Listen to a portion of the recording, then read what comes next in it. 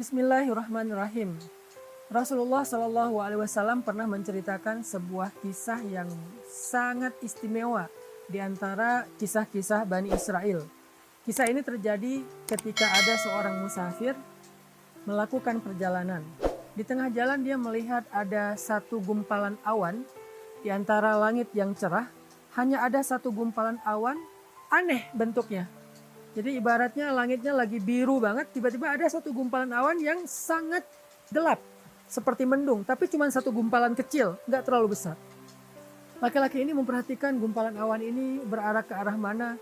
Tiba-tiba terdengar dari langit suara yang luar biasa menggelegar, yang kalimatnya adalah, "Ya ghamam, iski mazra'ata fulan bin fulan."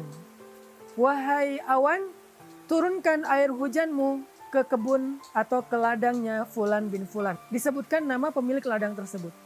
Kemudian laki-laki ini merasa heran, suara siapakah itu dan siapa laki-laki yang disebutkan di dalam suara tersebut. Sehingga akhirnya dia karena penasaran mengikuti kemanapun awan itu berarak. Awan itu berarak dan dia mengikuti kemana awan itu terbawa oleh angin. Sampai kemudian awan itu berada di atas satu kawasan yang penuh dengan persawahan, penuh dengan perkebunan. Maka tiba-tiba awan itu pun menurunkan air hujannya di atas satu petak ladang atau satu petak sawah yang kering di antara sawah-sawah yang kering. Jadi ada satu kawasan, satu tempat, banyak petak-petak sawah yang kering atau ladang yang kering. Tiba-tiba awan ini menurunkan air hujannya hanya di satu petak saja. Lalu tidak lama kemudian ketika sedang melihat kejadian yang aneh itu, muncullah seorang laki-laki yang lari ke arah petak sawah tersebut sambil berteriak, "Allahu Akbar, Allahu Akbar, Allahu Akbar." Ketika dia sampai di situ, laki-laki ini kemudian menghampirinya dan bertanya, "Ya Fulan, sawah siapa ini? Ladang siapa ini?" Kemudian orang itu mengatakan, "Ini sawah saya. Namamu siapa?" Dia menyebutkan namanya Fulan bin Fulan dengan nama yang persis seperti yang dia dengar ketika tadi di perjalanan. Suara dari langit menyebutkan namanya. Ternyata ini orangnya.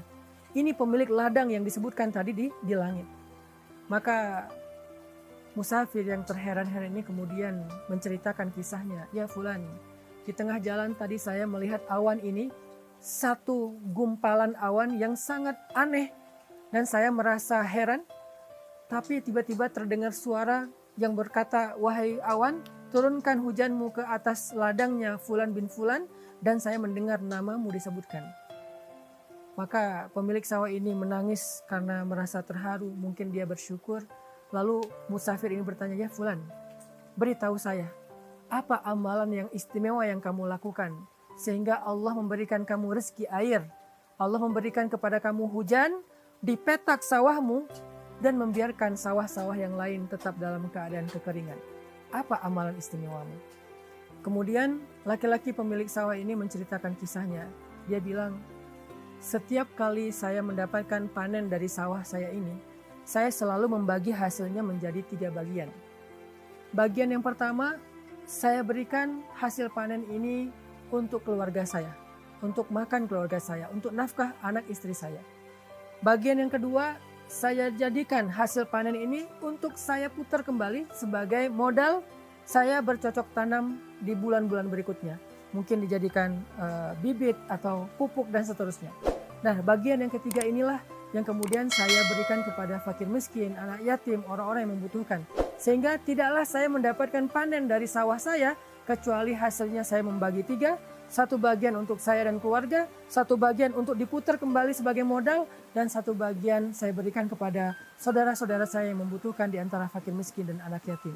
Mungkin inilah amalan yang menjadikan Allah tetap memberikan saya nikmat hujan, air, ketika sawah-sawah yang lain dalam keadaan kering kerontang. Masya Allah, inilah yang disebut dengan "La in syakartum la azidannakum." Kalau kalian bersyukur, pasti kami tambahkan untuk kalian nikmat. Nggak ada kerugian untuk orang yang bersyukur. Dan bentuk syukur dari petani ini adalah memberikan sebagian dari hartanya atau sepertiga dari hartanya untuk fi sabilillah, untuk orang-orang yang membutuhkan, fakir miskin ataupun anak yatim. Apakah kita sudah membagi harta kita setiap kali kita dapat gaji, setiap kali kita mendapatkan keuntungan dalam berdagang, setiap kali kita tutup buku dalam sebuah bisnis? Apakah kita sudah membagi harta kita setiap harinya, setiap pekannya, setiap bulannya, setiap tahunnya, fisabilillah.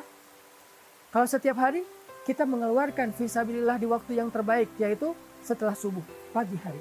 Setiap pekan kita mengeluarkan di waktu yang terbaik, yaitu di waktu hari Jumat. Maka sedekah Jumat itu diperbanyak. Dan setiap bulan kita berikan fisabilillahnya di ketika pertengahan bulan atau ayyamul bait. Setiap tahun kita memberikan fisabilillahnya di bulan Ramadan atau menjelang bulan Syawal di akhir Ramadan 10 hari terakhir.